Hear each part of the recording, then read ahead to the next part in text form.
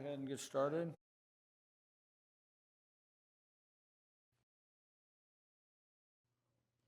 All right, good evening. Welcome to the City of Temecula Community Services Commission. It is July 8th, 2024. The time is 6 o'clock p.m. We will start tonight with our flag salute, and we will have Commissioner Castro leading that tonight.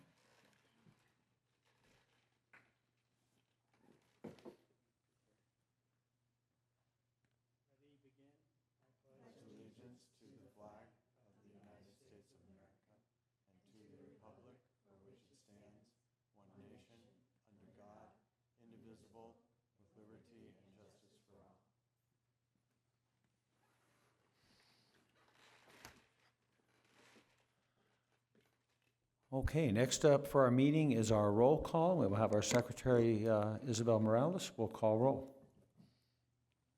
Okay, Commissioner Castro? Here.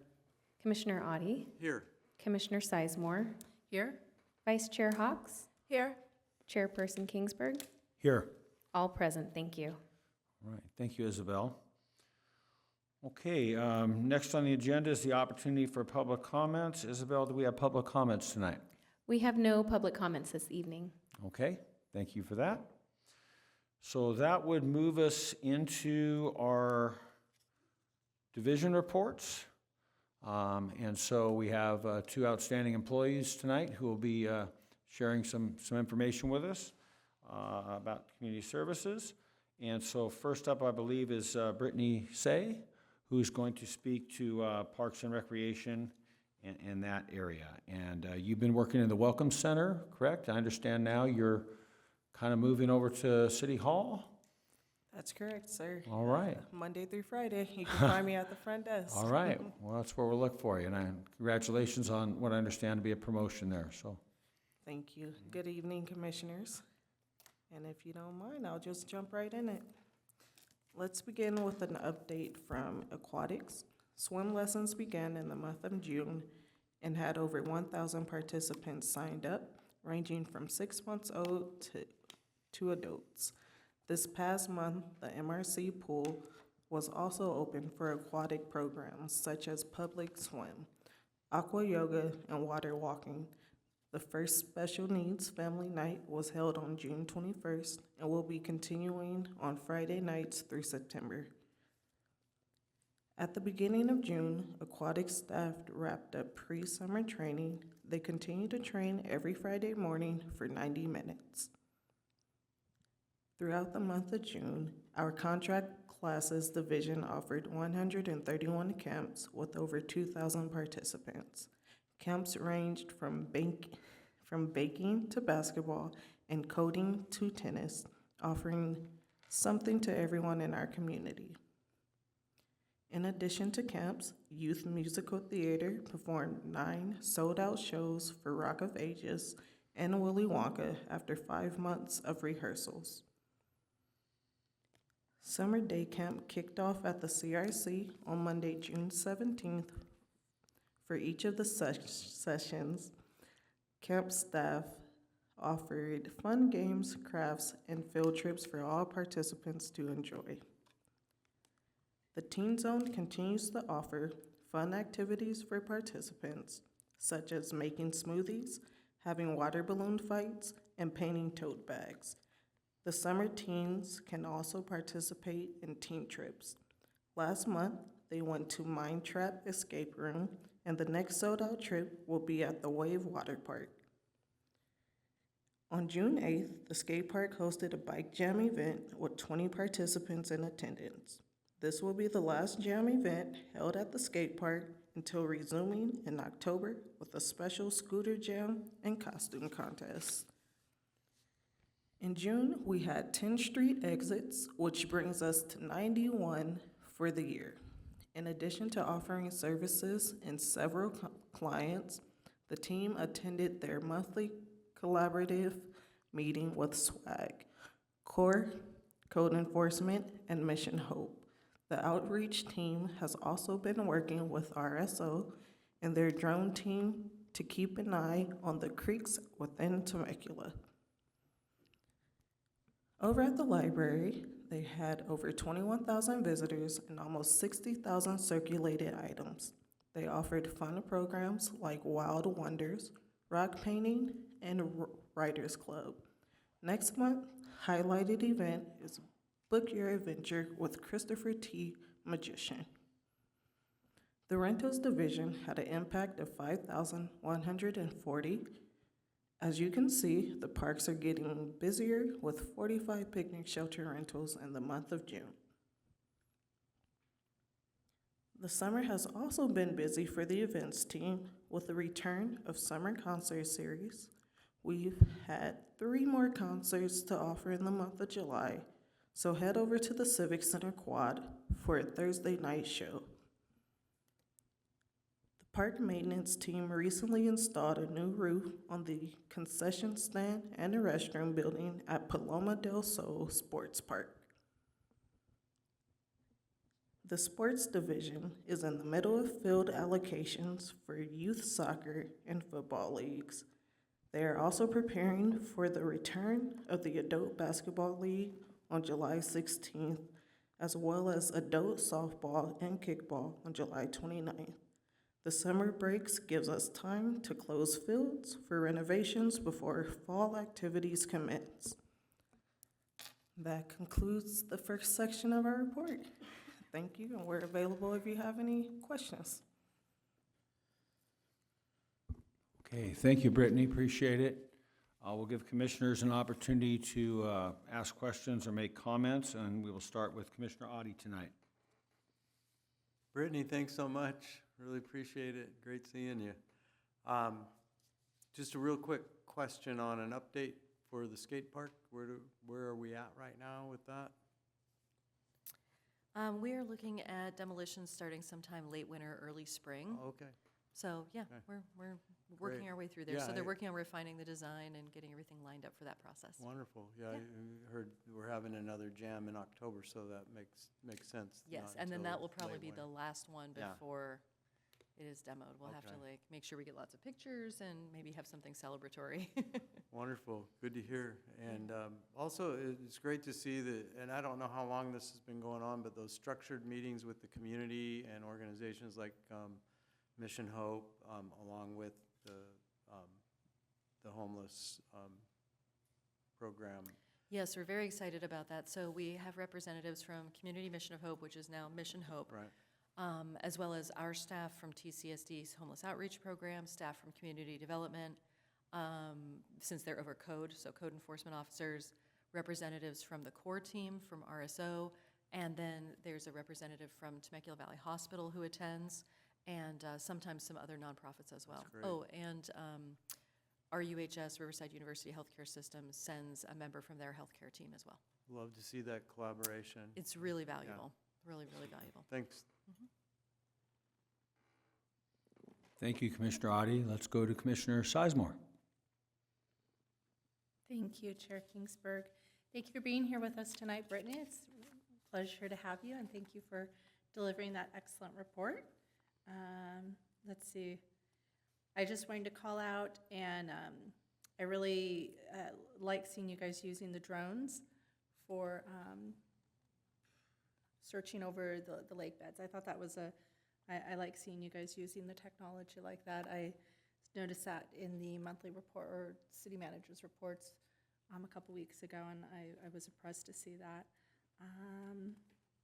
I'm very happy to see some of the traditions that we know here in Temecula during the summertime, such as day camp, the summer concerts, our excellent aquatics program, and of course our library programs for the kids. Those are always awesome. Are they doing the summer reading program for adults again this year? Yes, they're offering summer Okay. reading options for youth, adults, and, children, adults, and teens as well. Okay, awesome. Thank you. Mhm. Thank you very much. And as we go towards the fall, just want to continue to show appreciation and encouragement of us to make sure that we are working our adult sports leagues into our fields and our sport facilities. So thank you. Thank you, Commissioner Sizemore. Commissioner Castro? Thank you, Brittany. That was a great report. What's the initial take on the day camps, how they're running, how, I assume they're all full? Yes, every one of our day camps is full. And this year, we're offering that Camp Soar over at the Margarita Recreation Center. And it's a great program. I think it's been a little bit of a struggle in the sense that some members of the community who are used to our summer day camp program at the CRC are used to camp programs that include excursions, a ton of activities, a lot of staff, and the MRC had to kind of pull a rabbit out of a hat and have this program with no additional funding and no additional staffing. So their version is a little bit more, it's a little simpler. Yeah. It doesn't include excursions, it doesn't have all the bells and whistles. So, but it is incredibly popular and very, very high demand. And what's been the initial feedback on the boats at the lake? So far it has mostly died, some of the concerns have kind of died down. When people first saw the pictures online of the new boats going into the lake, they didn't have shades over them yet, but that's because the shades are mounted separately. So there was a little bit of a blow up on Facebook where they were like, these new boats aren't even gonna have shade and it's gonna be too hot, nobody will want them, and well, they have shades. And they're actually looking at getting bigger shades because the current ones are kind of like umbrella shaped, and they're looking at getting ones that cover the entire boat.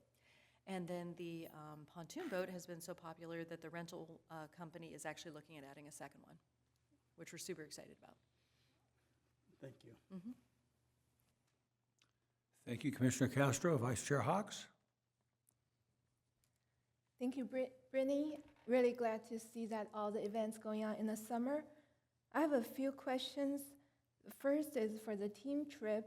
That seems to be a new event for this year, so how did that go?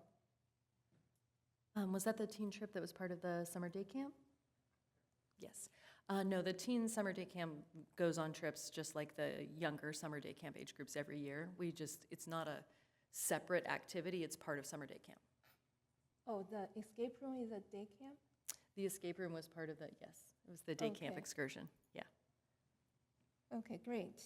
And I was at the MRC one day. I actually saw the campers there. Oh, Seems good. There are two classrooms. One side is for younger, the other side is for older. It seems all packed. Yes, So that's really it great. filled right up. Yes, Yeah. use of our facilities. And what about the homeless drone team? What is that? So the Riverside Sheriff's Office has a drone team, and it's not just for homelessness, they use it for all kinds of things, but we can request them to come out, and so then instead of our team having to walk like up and down a creek bed, they can send a drone out over it to check it and see if there's anything there they need to respond to. So it saves a ton of time, because instead of the team spending hours walking and maybe not finding anything, this way they're able to go exactly where the issue is. And it also makes things much safer, because they know exactly what they're getting into, and they're not going to walk around a bend and be surprised by something that needed, maybe a higher level of law enforcement response. Okay, that's great. Or snakes. Snakes can be anywhere. I don't you won't necessarily see those on the drone, yeah. And lastly, for the Thursday night concert, I saw the numbers are 800 to 1,000. Is that a bigger number compared to when it held at the CRC? Also, is that helping with the market, the Sunset Market? It is definitely helping with Sunset Market, and moving to Thursdays has been very beneficial for Sunset Market. And that's at the high end of what we would have had at the CRC amphitheater. And at the amphitheater, we were really limited on space, because once people get inside the amphitheater, it's walled in on both sides, so there's not a lot of room, whereas here, people can really spread out all over the park area, so. Great. All right, thank you. Yes, go ahead, Kathy. Go ahead. Erica, on the drones, just because I wanted to understand a little bit, are you guys able to use the drones to also inspect private property that we wouldn't have foot access to? No, we would not do that. Okay, So if it's private property, RSO would need to have a search warrant. okay. So All right. we use it just for like the creek beds, Okay. alleyways, areas behind buildings on Okay. public property where it might be hard to like see behind or something like that. Now, So- that private property that's behind Armstrong's, that's a concern. Yes, that's a whole issue. Do you guys have foot access physical access to that? Because I guess when I read that, I was like, oh, wow, that's going to be a great tool to keep an eye on that piece of private property? So that property is really interesting. It is owned by Terry Gilmore, who owns Paradise Paradise Chevrolet? Chevrolet. Yes. I believe all of what I'm about to say is public record, so I'm just going to go for it here. Hopefully, I'm not overstepping. My understanding is that that piece of property is going to a tax sale.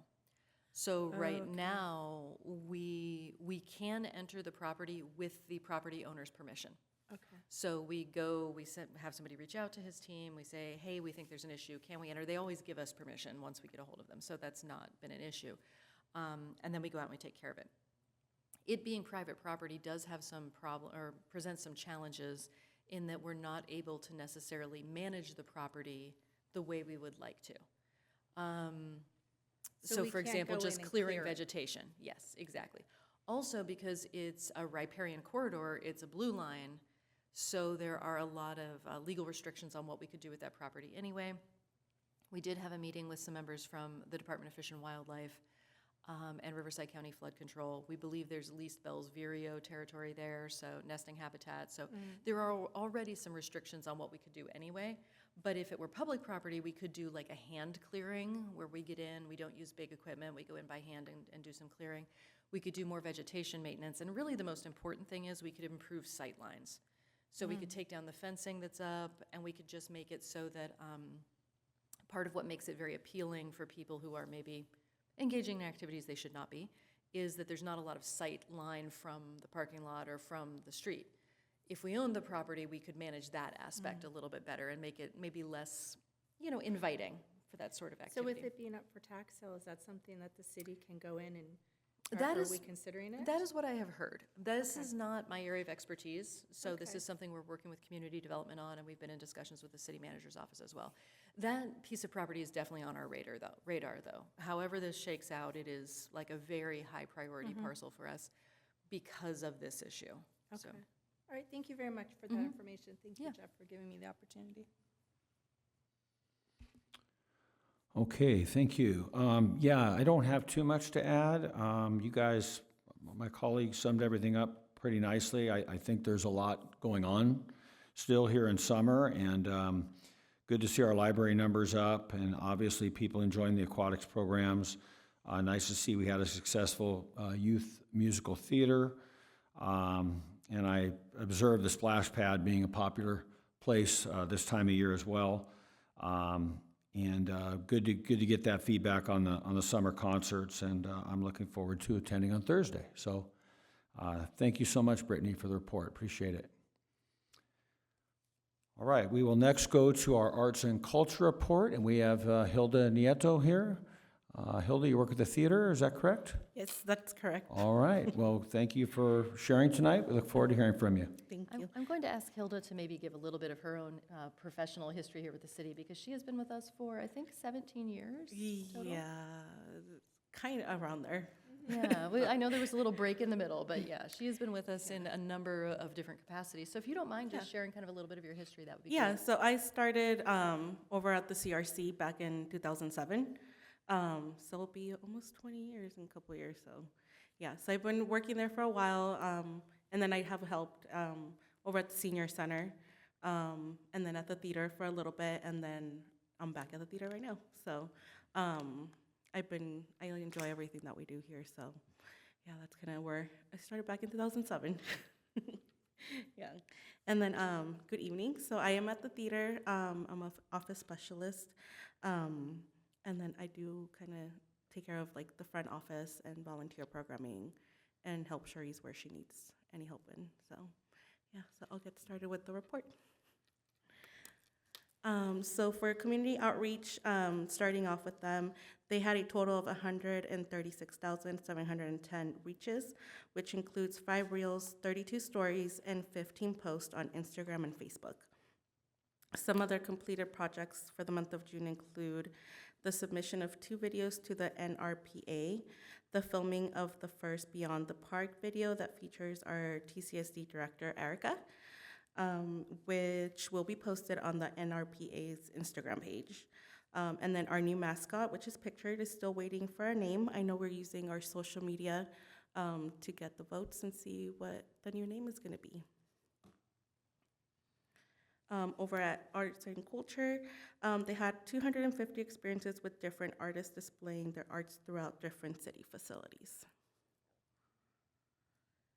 The 30th anniversary visit from our sister city also took place this past month. The Students Exchange Program comes to an end with 6 students and 4 adults participated in the program. For Temecula Valley Museum, they had an increase of 14.7 in their experiences. Their new exhibit, Aliento a Tequila, the Spirit of Tequila, will be displayed until August 11th. They also hosted 46 field trips with 1,999 students and chaperones in the last 10 months. Let's see. On June 8th was Culture Day, which was celebrated at Thailand and had 300 in attendance. And for Out of the Archives, they featured Al and Frida Knott's 50th wedding anniversary invitation. Some of their upcoming events are Temecula Art Mural Unveil, which will be July 10th, Culture Quest Summer Camp, which already started this week, and the Temecula Culture Day, which will be July 13th, celebrating Vermont. Moving on to the theater, we had a performances from Oklahoma, Willy Wonka, Rock of Ages, Teen Edition, and as mentioned earlier, Willy Wonka and Rock of Ages was sold out on all of their shows. And then we continue our regular programming over at the Mark with 510 patrons in attendance. Brazilian jazz and jazz were sold out this past month as well. For Human Services, session 1 of Camp SOAR started June 17. Campers visited Italy and France. The literacy and reading activities were hosted by Ronald H. Roberts Temecula Public Library.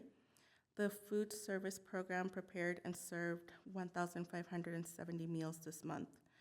And then they also are collaborating with the CRC in providing transportation for the Teen Zone and CRC Summer Day Camp youth excursions.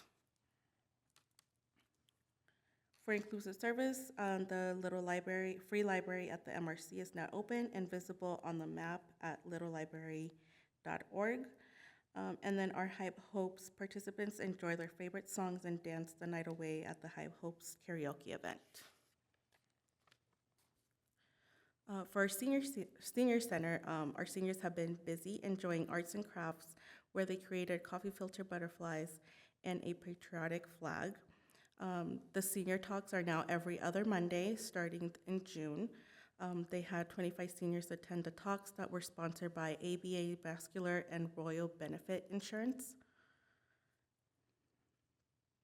24 participants attended the San Diego County Fair on June 12, and on June 14, they celebrated Father's Day with a pasta meal and performance from the Senior Center Choir. Their birthday celebration was on June 12 and celebrated 11 seniors with coffee and cupcakes. And the Cool Center opened June 3rd, right before the heat wave came in. And they're open from 9 to 4, Monday through Friday. For our workforce development, the internship program, they had 25 interns completed their internship in various city departments. And for their externship program, 2 externs completed their time in the Viticulture and Veterans Affairs programs. The Youth Innovators program only had 1 meeting this month due to scheduling conflict. For Junior STEM and Science Fair, had 2 sessions with a combined attendance of 65 middle school students. The topic was scientific research and experimentation. Some of the activities they did were human bingo and marshmallow challenge. The Medical Career Pathway Program had its first session also in June, June 24th. They had 48 high school students attending. Students had the opportunity to discuss their motivations for pursuing a medical career and learn the pathway to medical school and other healthcare specialties. The FLP also held their first session this month. where the UCR School to Medicine Pathway Program presented on the pathway to medical school. 35 college students were in attendance. And then this concludes the full report. We're available if you have any questions. All right, thank you so much, Hilda, appreciate it. We'll give commissioners a chance to ask any questions or make comments, and we will start with Commissioner Sizemore. Thank you, Chair Kingsburg. Thank you for being here with us tonight, Hilda. It's a pleasure to have you, and thank you for your most excellent report that you delivered to us. I did have a couple of questions and comments. I thought that Waddles was the name for the new duck. It has not officially been announced, but that's Okay. the one that was leading in most votes. Okay, I About think that's what 50%. I think that's what the story was, that Waddles was leading, and I was just like, oh, yay, that's the name I wanted.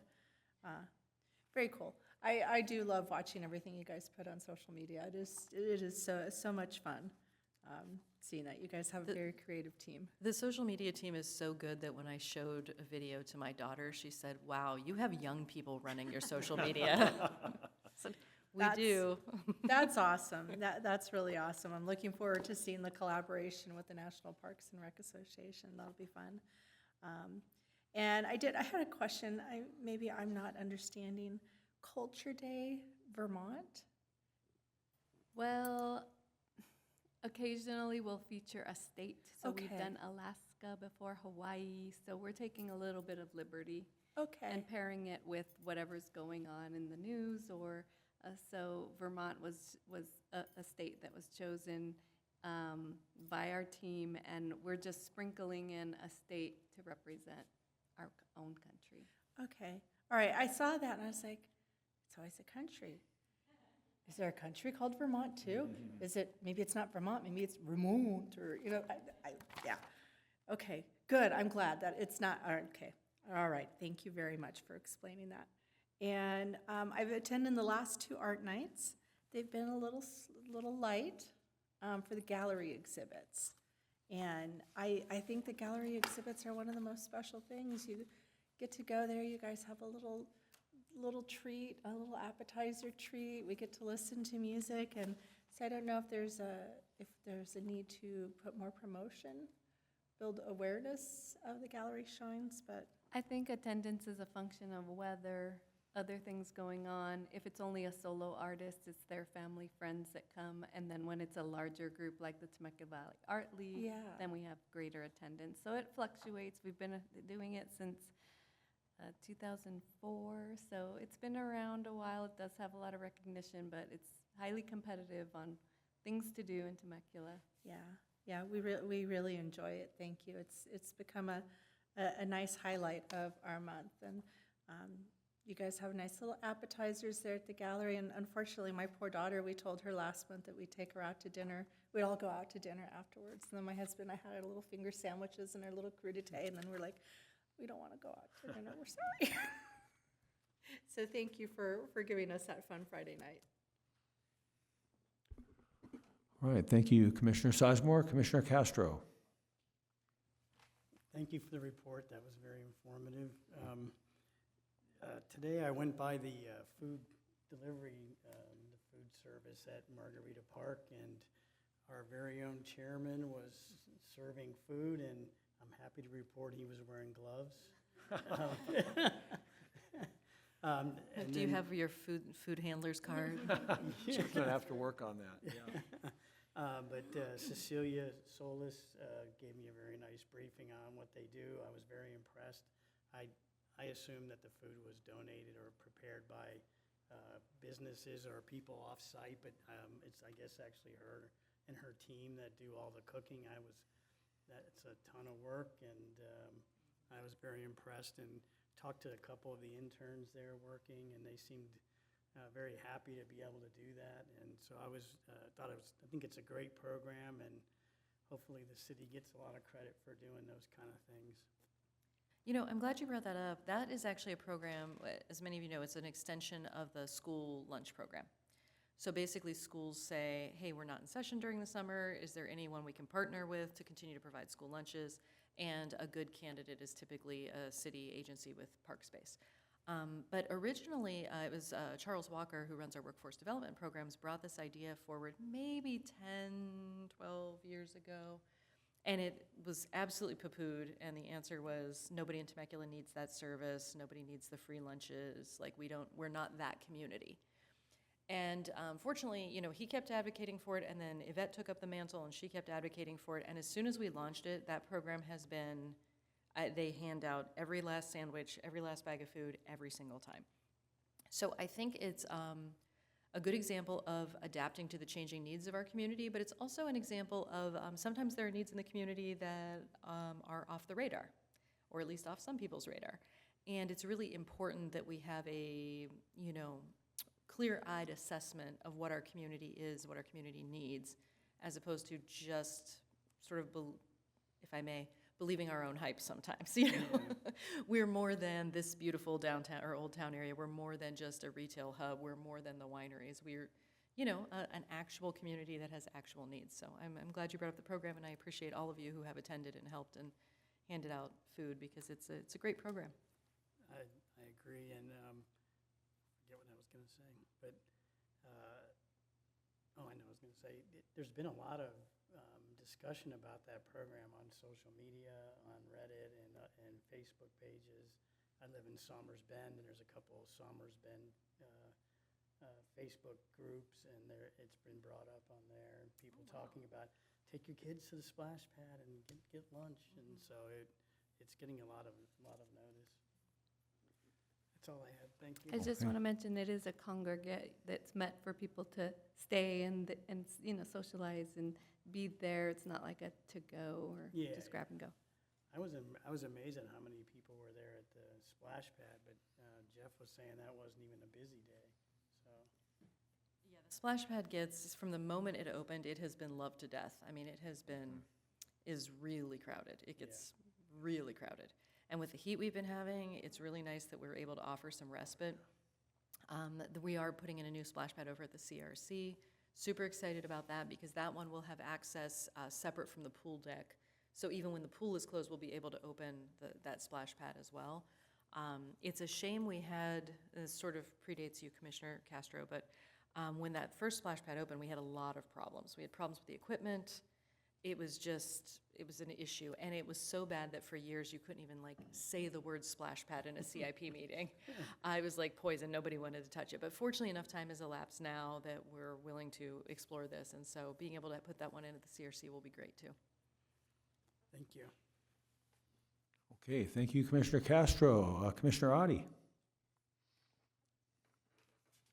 Thank you very much, Hilda. Great report, and I think the other commissioners have covered most of my things, and so we'll stop my comments. All right, thank you, Commissioner Adi. Vice Chair Hawks. Thank you, Hilda. And I just want to ask about the CRC splash pad, when will that open? That's a great question. Does anyone? Nobody knows offhand, right? Let's see. I know the answer to this question. We have so many CIPs. So, yeah, I don't know. I'll have to check. I don't want to misspeak. Just that because the other pad is so crowded, then it'll be great if we have the other one open before the summer ends. And I have a quick question about out of the archives, what's attendance for that one? At the one for the Knott's wedding was 24 people attended. Okay. Yeah, so that's like a niche audience that likes to delve in deeper to the archives of the Temecula Valley Museum. And it's Mindy's idea, brainchild. It's when staff comes up with an idea and wants to go for it. It didn't cost anything extra. We're already out there. She just brings a few things out that are tucked away and hidden and not on display, and just strikes conversations and brings up, you know, our past. So it's every month is a different topic. Is that advertised somewhere so the community It's on knows? the website, and then Okay. we are also promoting it on social media. Okay, great. I just texted Mike Wooten, who's our CIP liaison for TCSD, And he said the splash pad is supposed to be complete by mid-September, which would only give us like a month or so of usage for the season, but still, not bad. Yeah. It's Okay, still thank you. something. Thank you, Vice Chair Hawks. Yeah, a lot of good information. Thank you, Brittany. Yeah, a couple new things, and one I want to ask about. But first, yeah, just picking up on the summer food service program. Yeah, that's impressive. It's an impressive number of meals. And I think the fact that it ties into the splash pad, as was mentioned, is huge. It's kind of a natural for kids to be burning energy and then looking for some lunch, and it's a real, families are very appreciative, obviously, for us to be able to provide that. And I'm sure it sounded like the feedback you had heard, Commissioner Castro, had been positive, which is good. But I mean, I think if there's questions about it, it's important we remind that I believe it's funded through the grants in the federal government at a minimal or zero cost to the city. Is that correct? Oops, sorry. Other than staff time, it's fully reimbursed through the state. Okay, wonderful, thank you. And then just another little note, the promotion of the library and libraries and reading and seeing those numbers in the first report on the circulation, and just the fact this little free library, at the MRC is now up and running. I mean, that's just a really nice tie-in, to what this MRC is, I think, intended to be, right, as a community center, a multi-use community center. So that's really neat. Thank you so much for reminding us of the new museum exhibit, so I'll look forward to getting over to that while it is still in effect. I'm glad the Sister City visit was mentioned. I had spoken with Isabel about it a little bit before the meeting, and I know at the last council meeting, or one of the last council meetings, the council members that attended had said they were going to share out this month at council more about that visit from the council's perspective. So we look forward to hearing more about that. I was very impressed with the workforce development section. I mean, obviously summer is a great time and opportunity for enrichment or for extended summer opportunities, and to see that we hosted 185 future physician leaders, I mean, that is very impressive. And so that's great, among other things, among other opportunities that are available. So that's neat. Finally, again, great to see the senior field trip, and Superintendent Barnett, to see you involved in that, as you always are. I was curious about the senior talks. It sounds like that's perhaps a seasonal or new addition. I guess I spent some time at the senior center, but I'm trying to get a sense of, is that something that would occur on Mondays before lunch as an activity, or how's it fit in? That's a sponsored opportunity through the lunchtime. They get to speak before the congregate meal. Okay. And the organizations give away things and, have a topic, usually doctors, and sometimes they'll do, testing or blood pressure. So it's always something that's important, a topic that they learn from and they can take something away. Wonderful. That's great. Okay, well, thanks again, Brittany. Oh, excuse me, Hilda. Appreciate it. I've been messing these up now a couple of meetings in a row, so yeah. Did you want to share something, Isabel? Yes, so I actually also wanted to clarify something. For the Sister City program, the students are visiting at the end of this month. So just look out for an invitation to join us for a breakfast with them. There's 6 students coming, and in that picture that we showed up on the screen were the students we did get to meet when we went on this last visit. So they're really excited to come and meet the Temecula community, their sister community, and just a really, really great group of kids. And it shows how hard they're working on studying their English too. So. Thank you so much for sharing that, Isabel. Chair Kingsburg, before we move on, I just wanted to touch on your comments about the library programming and the MRC. I just wanted to highlight, I'm not sure if any of you have been following, but there have been a lot of cases around the nation recently regarding librarians and what their personal and or professional liability is if children are exposed to content deemed inappropriate for children in a library setting. 2 states have passed, at least 2 states, West Virginia and Idaho, have passed some pretty shocking legislation.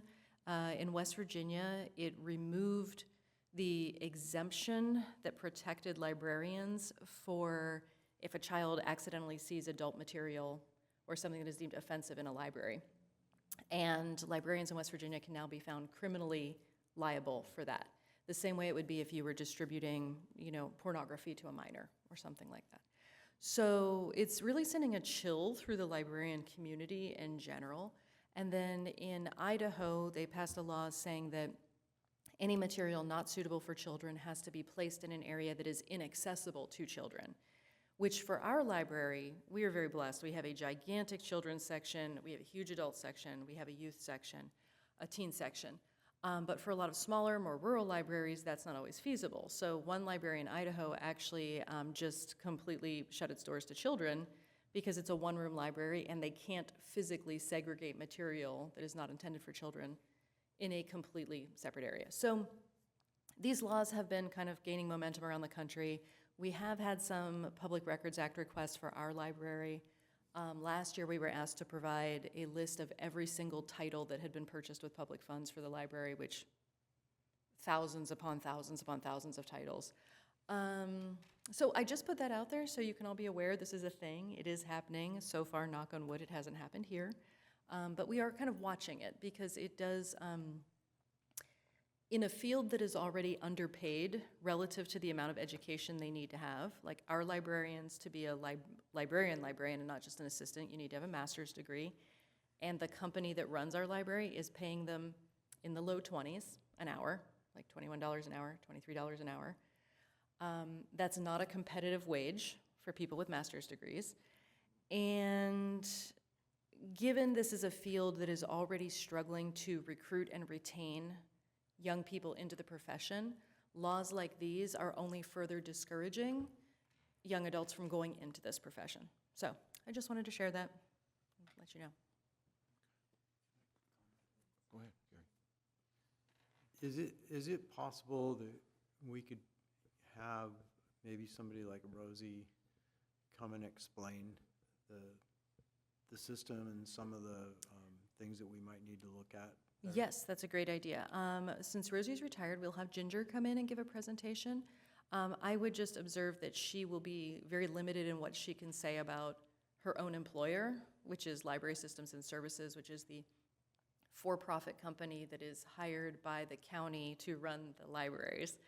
But she can definitely explain to you what some of the issues are in the field and in the profession, for sure. And I'm sure she would be happy to share that information. Yes, Erica, I wanted to clarify, you said offensive material. Is there an outline or a definition of what is considered offensive, or is it up to individual determination of what's offensive to oneself? I would have to go back and look at the legislation in both states. We would hope that there is a concrete definition, but as is often the case in matters that concern obscenity or offensive materials, a lot of times it is fairly subjective. So, but I'd have to go back and take a look, which I'll do. Okay, thank you. And I just wanted to, I know we've spoken about this before during my time as a commissioner. I am a proponent of the city bringing library services back in-house. I have been disappointed in what I've seen as a patron of our library as a diminishment of the services over the years, and talking to staff, I don't feel that the staff's treated as well as I feel like you should be treated as a Temecula civil servant. So. Yes, so for anyone who's not familiar with it, the city of Temecula has 2 libraries. We have Grace Melman Library, which is a county library. The facility is owned by the county. It is run by the county. The city do not administer that library at all. Then we have Ronald H. Roberts Temecula Public Library on Paba Road. In that case, the facility, all of the physical plant is owned by the city. Most of the circulation materials are owned by the city. All of the computers inside are maintained and owned by the city. But we contract through the county for the staffing and operation of the library.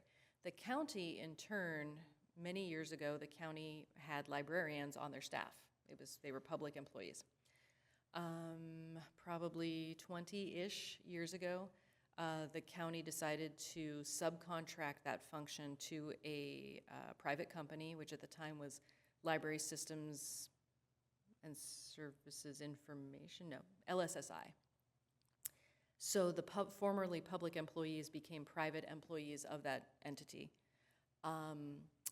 And they've continued to contract with them. Now that company's been bought out by parent companies a couple of times. Now it's LS&S, Library Systems and Services. It's a for-profit private company. I don't know how you make money off of running libraries, but they're trying. And part of that model is keeping costs, including staffing costs, very, very low. So their wages are not competitive with what some of the, we've lost many, many, many of our good staff, really good staff, from Ronald H. Roberts, Temecula Public Library, to other libraries in the area that are not, that are actual municipal libraries, where people go and they become city staff, and they have PERS, and they have benefits, and they have a competitive wage. So it's been a tricky arrangement. Now, the benefit of that to the city is the city does not have to have an entire, if we were to in-house that library staff, it would probably increase the total size of TCSD headcount by, the full-time staff would increase by another, let's say, 5 to 7 people, and the part-time staff would increase by probably another 30 to 40 part-time staff. So that is a substantial overhead. That involves HR, that involves, every aspect of the city is now, serving that many more people as staff. So to be fair, there are advantages in this model, and that's why the county uses it. For me personally, I'm not a fan, but professionally, I think there are some problems in that model, but that is the model that we've been using for a very long time.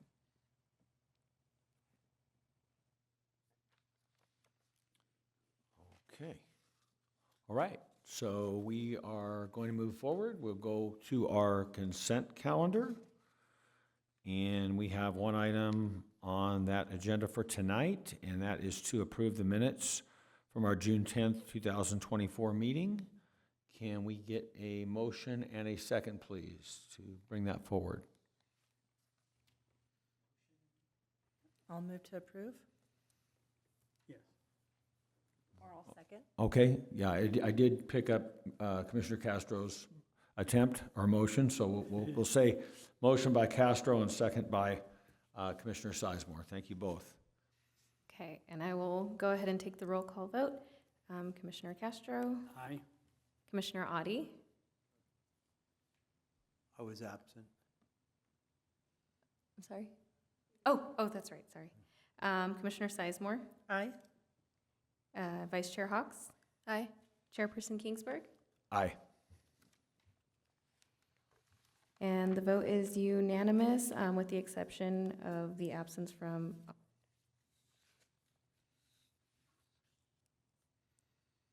And with that, the motion is approved.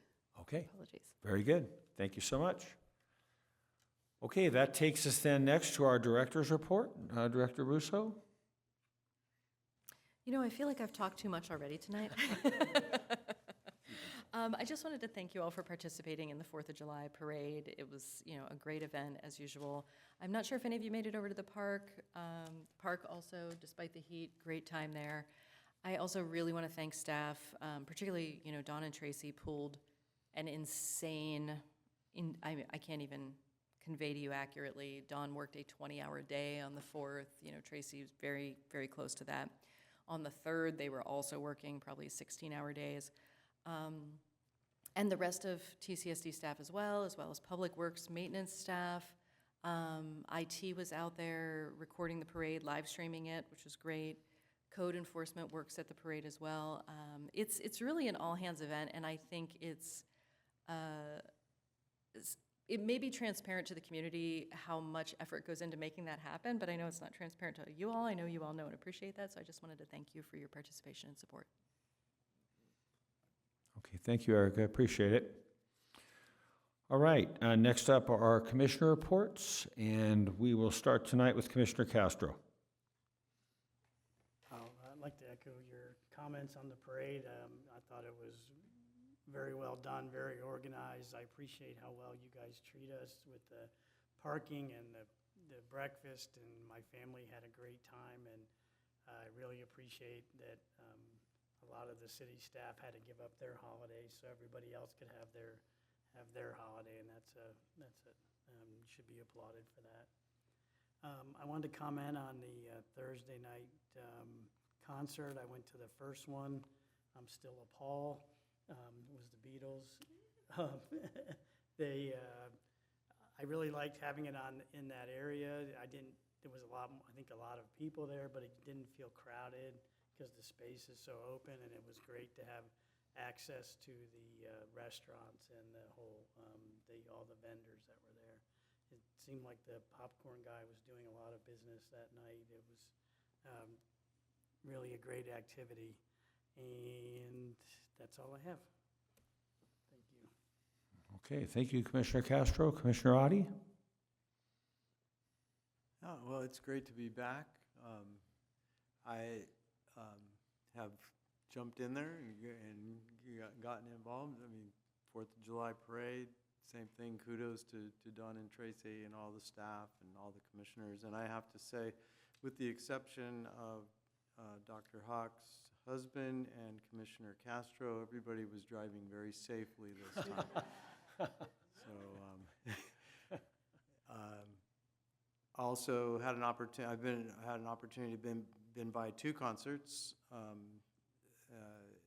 over here at Town Square, and definitely a better vibe, and really helps the market out. And I hope we keep that thing going. I think we're going to the Tokens coming up next week, so looking forward to that. Actually, we'll bring some chairs and sit and enjoy this one. Then I was able to attend the opening of the boat shack, and just it's looking great over there. I mean, I know they maybe took a little heat for the shade on the boats, but the boats are in great shape. The family that owns that place is amazing, and looking forward to bringing my grandkids over to enjoy that. And then finally, looking forward to a lot of activities this month and getting out there. And I'm kind of hoping I can get over and see what's going on at the lunch distribution, and appreciate you guys going over and helping out. I've had an opportunity to help in the past, and it's really heartwarming to be able to participate in that. So thanks.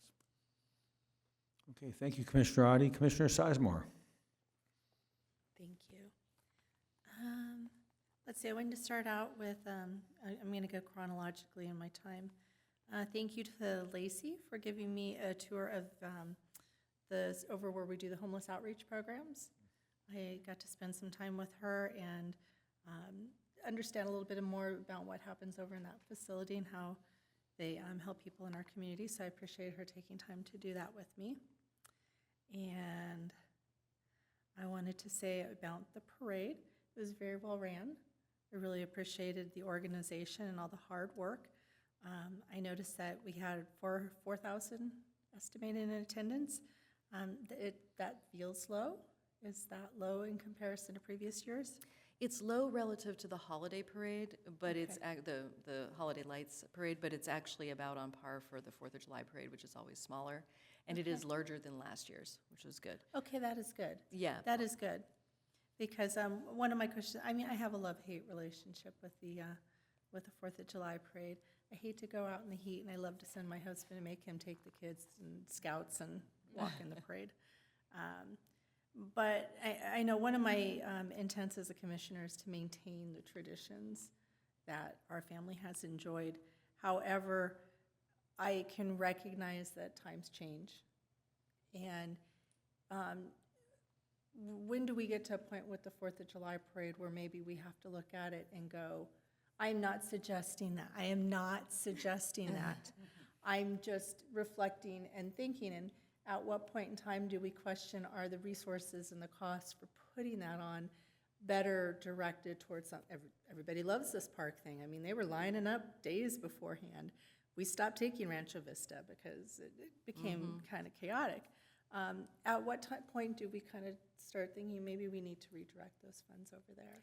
We've been having a lot of those discussions over the last few days, and one interesting trend that has become apparent with the 4th of July parade is, aside from the turnout, the number of participants in the parade has gone down considerably. Yes. When we first started that parade for many years, we limited at 70 entries, and we had 70, Yeah. and we turned people away.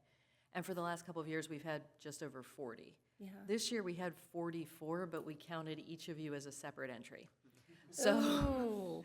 if we counted you all as one, we have 40 entries. So, it is always a balance. It's, Yeah. The build your own boat regatta. Like that was very popular. Did it kind of outgrow itself? Yes. Sometimes we have to look and pivot and change things. From a staffing point of view, managing 2 events on the same day is absolute bedlam, and it's terrible. I can only imagine. Yeah, and from my perspective in that regard, it would be great if we could somehow just have a single event at the sports park, somehow incorporate some of the elements of the 4th of July parade there, not a parade, that would be impossible. Yeah. But I understand, there are a lot of other considerations. The community still really enjoys it. For a lot of people, it's been a family tradition for a very long time. There's a lot of arguments for keeping it as well. So, but it is Absolutely. a discussion. I appreciate your willingness to, Yeah. even just have that discussion. Well, at one point in time, the sports park festivities, that was a new tradition. And now it's become an old tradition that we want to preserve. And I just have to look at the logistics of, that has to be a lot to man 2 separate events, 2 separate locations, and then the cost involved with doing such. So just thoughts in Kathy's head. Thank you. I also, I don't recall that I saw on the reports any mention of the cooling center use. Go ahead. Oh, it was on there? Okay. It was so quick.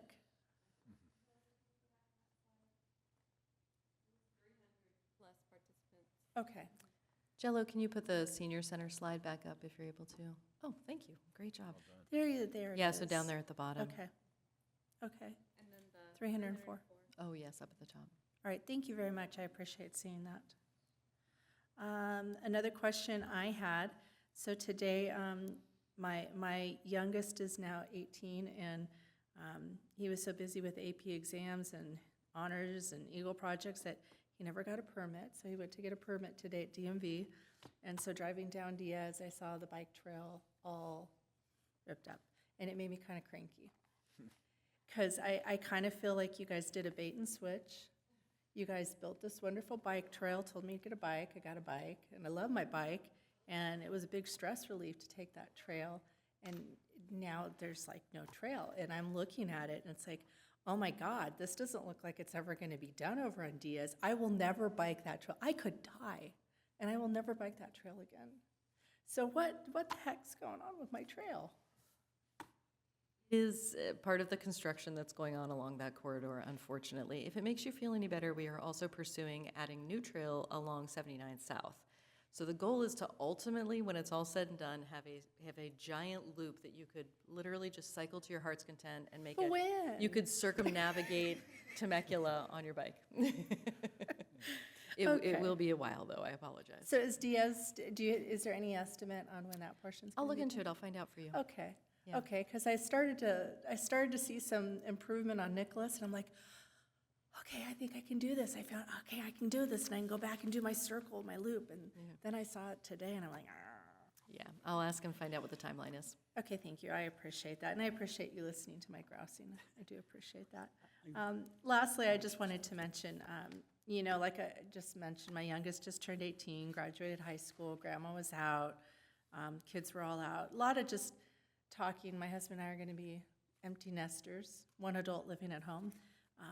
Just a lot of reflection on our time raising our family here. And I just want to say thank you, because it's been a wonderful experience, and so many of our memories are centered around Temecula activities, the library, and it just makes me feel good that even my kids will say, we had a good childhood being raised in Temecula. Thank you. So thank you to staff. Thanks for the memories. Thanks for the good experience. And partnering with me to raise these kids because I couldn't have done it on my own. Well, thank you, and thank you for always being such a wonderful ambassador, even prior to your time on the commission, for everything we do here. We really appreciate that. Thank you. Okay, thank you, Commissioner Sizemore. Vice Chair Hawks? I agree with all the other commissioners that I really enjoyed the parade and just I witnessed how hard the staff worked and saw them at different parking lot, at different stations, so really job well done. And thank you. And for the live stream, I have a question. Is this the first time we live streamed the parade or it's been done in the past? I feel like this was the first year. Does anyone else recall? I believe it's been live streamed in the past. Okay. Because, and then they also did a time lapse, which is really neat. You can see it in 1 minute, in case you missed it. Yeah, it's included in the recap that went out. Mhm. There's just that 1 minute video. It is fantastic. It's just Okay. everybody zipping around. I'm just wondering if for the live stream, like the participation, if people couldn't be there due to the heat or other reasons, if how many are watching it live, that would be something good to keep in mind. And then for the fireworks, I intended to go to the park. I was driving down there, but I didn't realize the road was closed. So I did a loop around, and the officers did a good job. They're directing the traffic. It moves very smoothly. So I didn't make it to the park and drove around while the fireworks were going. So, but I'm really glad to see that we had 25,000 people there. Last year I was there, I don't remember the number. Is that 10,000 last year? No, it's probably closer to 20. Okay. It's a big crowd. It's a Yes. big crowd at that event. Yes. And this year, because it was so hot, it kept the crowd away. And then I think a lot of people tried to get there like right towards the end. Whereas before, if the weather is nicer or milder, they'll come out a lot earlier in the day and just sort of put up their easy up and hang out all day. But it was hot. We had a number of people go down with heat exhaustion. So Yeah, that was our plan, but now I learned my lesson. sorry you didn't make it. And I do appreciate just putting those two big events on the same day. So again, appreciation for all the hard work from our staff. Okay, thank you, Vice Chair Hawks. I do have some things to share, and I comment on some of the things you guys spoke about as well. So no, thank you guys for all sharing out. And I'm going to try to go chronological to some extent as well. Chair, still want to call you Chair Sizemore. Commissioner Sizemore, thank you. So I attended the Senior Father's Day event at the Mary Phillips Senior Center back on June 13th. And I wanted to give a shout out to Yvette Martinez and Cecilia Solis for the ongoing welcoming atmosphere that they've created there for the seniors. And it was nice. I had an opportunity to address the group and share a bit about our commission with them and just remind them of, the work we do in our role. Also, as was mentioned, I've been assisting with the summer food service program at Mike Nagar Park. I also stopped by, the first day I went over and did the food, I stopped by in Camp SOAR also and met some of the staff and saw some of the good work they were doing. I think we have, there it is, thank you, Jello. Yeah, Yvette was nice enough to share a couple photos with me, so I thought I'd share those tonight as well. The Camp SOAR photo on the left and then some of the staff and interns with the summer food service program. Cassandra, I know, was very busy with the camp, but she's very involved over there as well. Cecilia, Yvette, and then you'll see to my right is Mayor Pro Tem Kalfas, who was over there that day as well, and I believe his children were there. So, yeah, just a great job. Cecilia is pretty much running point on that the days I've been there, and just a great job by their team, Cecilia, Jordan, Jose, and then they have a couple of interns, Max and Yancey. I want to give them all a shout out for the work they're doing in that program. And it was nice to see Commissioner Castro today to make a drop by and check on things, so good to see you over there. On to the 4th of July. Okay, so yeah, kudos to staff, Dawn, Tracy, and everyone for, it seemed to be, as you guys suggested, I felt like it was a very successful parade. And I'm encouraged to hear that the numbers were a little better than last year, a little higher. They seemed a bit higher to me. I also thank you for sharing your perspective, Commissioner Sizemore. You know, again, evaluating things. I think it's important to continue to do that. I thought the tone was great. I know there were some adjustments that were made as far as trying to limit the political feel of the parade, and I think that mostly did occur. Just one other idea I'll throw out there that you guys probably, as you evaluate as well, and I think Murrieta may have done this, and I know my daughter's community in Texas do this as well. It's like that Saturday around the 4th of July, and I know it was all the way, you know, it was June 29th this year. It was very early, but they hold their event, their community event that day. And so, I mean, you look at turnout, if you're looking for more people, and you're in that season of that holiday, that's another option would be to, and you'd solve the issue of the two events on one day. So, you know, not that we need to copy Murrieta for any reason, we certainly can hold our own, but that may be a model we want to look at. Also, I did make it over to the 4th of July extravaganza. We were fortunate enough to have our oldest daughter and grandchildren in town this last week. And so I did get over there, and just as you said, Erica, it was getting very busy. I got there about 6:30, and my intent was to get out before the fireworks and beat the crowds out and watch those from closer to our house. But I was going to say it sort of peaked, I think, at that point. And I hadn't been to that event in years, but I was really amazed at the numbers. I mean, the sheer numbers of people that were there. Obviously, a lot of people are bringing in their own food, and they're self-sufficient. I will say that my observation was, and of course I was there in peak time, that the kids zone and the half dozen or so food vendors, they were packed. I mean, I know we waited with our granddaughter, we waited like a half hour or more just to get on a jumpy. It was so busy. But again, that was sort of explained as far as, you know, how the day flowed and the crowds and all that. So anyway, with those thoughts, looking forward this month to attending the mural unveil on Wednesday, looking to get over to the summer concert. It sounds like we've had good feedback from our fellow commissioners on that. I did want to mention, my last thing before I forget, that you know, the Senior Center does a monthly event, and because I've been going to a number of those, I received an invite from Yvette Martinez about coming on Thursday. However, I am double booked. I'm actually going out with the museum staff and the museum docents, since my wife happens to be a museum docent. We're going to go out to the Pechanga Reservation and see a presentation on the great oak tree, the sacred great oak tree there. So I can't attend, and I let them know that, but I also want to make sure you guys are aware of that. They would love to have a commissioner there on Thursday morning for what they're calling their changing of the flag event. And so I let them know I'd put that out there today, and you can reach out to you know, Yvette if that works for you in any way.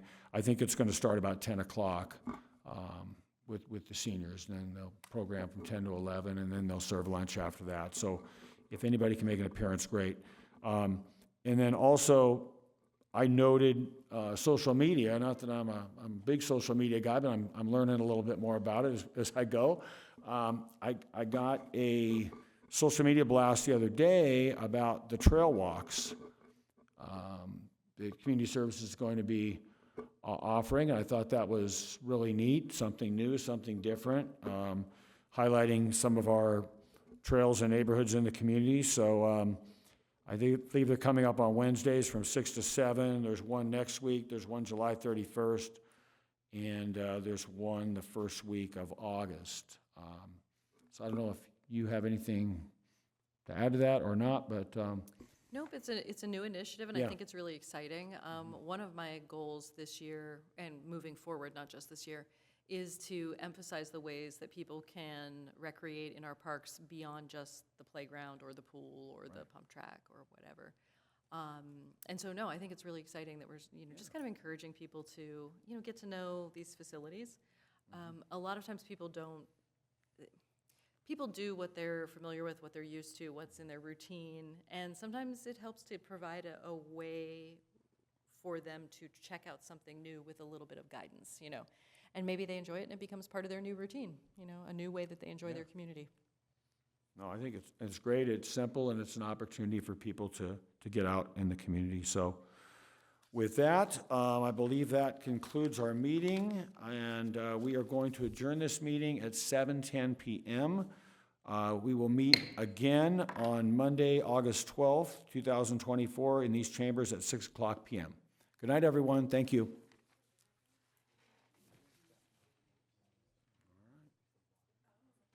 Done. Oh, man.